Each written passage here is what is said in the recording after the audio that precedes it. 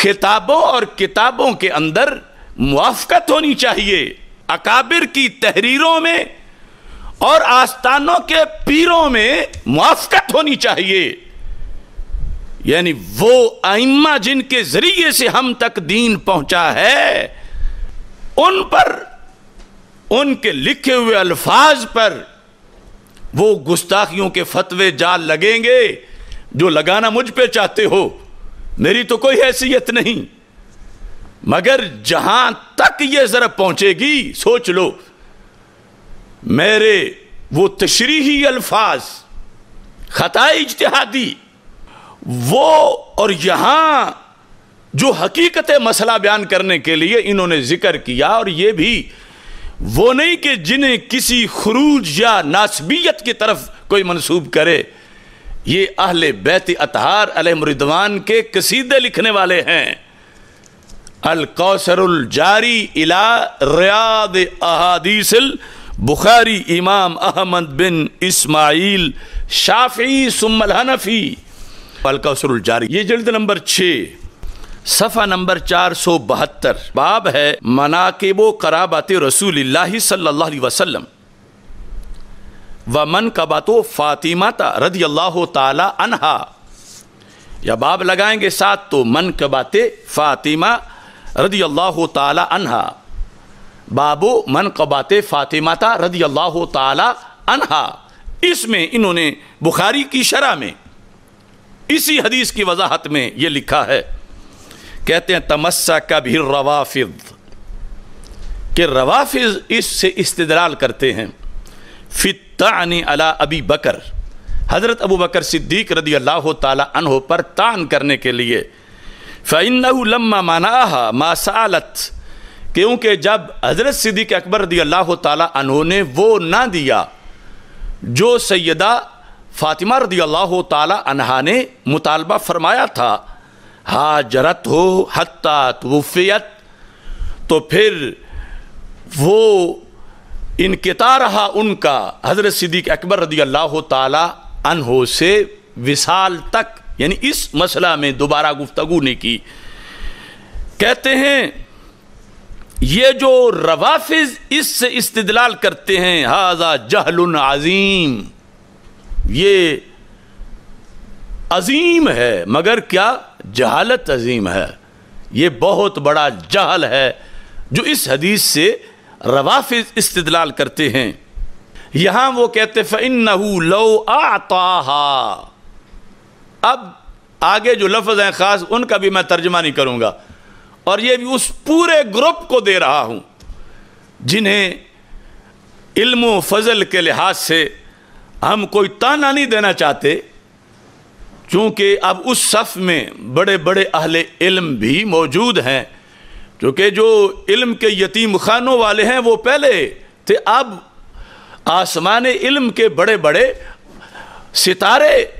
ان کو ہم یہ دے رہے ہیں الفاظ، یہ سکرین پر آپ کو نظر آئیں گے۔ لو آتاہا ما سالت، پہلے لفظوں کا ترجمہ کریں گے کہ اگر حضرت صدیق اکبر رضی اللہ تعالی عنہ دے دیتے سیدہ فاطمہ رضی اللہ تعالی عنہا کو ما سالت، جو انہوں نے مانگا تھا، کیا فدق، جزا کیا ہے، خالف رسول اللہ صلی اللہ علیہ وسلم، تو پہلی تو یہ غلطی ہوتی کہ رسول پاک صلی اللہ علیہ وسلم کے حکم کی خلاف ورزی کر بیٹھتے، کون؟ حضرت صدیق اکبر رضی اللہ تعالیٰ عنہ، وہ اب طالا صدقاتہ، اور دوسری کہ نبی اکرم صلی اللہ علیہ وسلم نے جسے صدقہ بنایا تھا وہ چیز باطل ہو جاتی، صدقہ نہ رہتا۔ اگلا وہ کیا کہتے ہیں، وکانت، اگر دے دیتے تو کیا ہوتا، وکانت فاطمہ تو رضی اللہ تعالی عنہا ومن بعدہا، یعنی آج تک کے سید،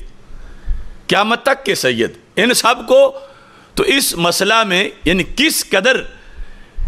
احسان مند ہونا چاہیے سیدنا صدیق اکبر رضی اللہ تعالی عنہ کا، کہ وہ کہتے ہیں کانت فاطمہ تو رضی اللہ تعالی عنہ ومن بعدہا یأکلون الحرام، اگر دے دیتے تو کیا ہوتا؟ کانت فاطمہ تو رضی اللہ تعالی عنہا ومن بعدها یأکلون الحرام الى آخر الدہر، قیامت تک یأکلون، یعقلون نہیں ہے، اکل یأکلو محموز الفا ہے، یأکلون کاف کا شک والا ہے کھانا. ترجمہ اب یہ تو سارا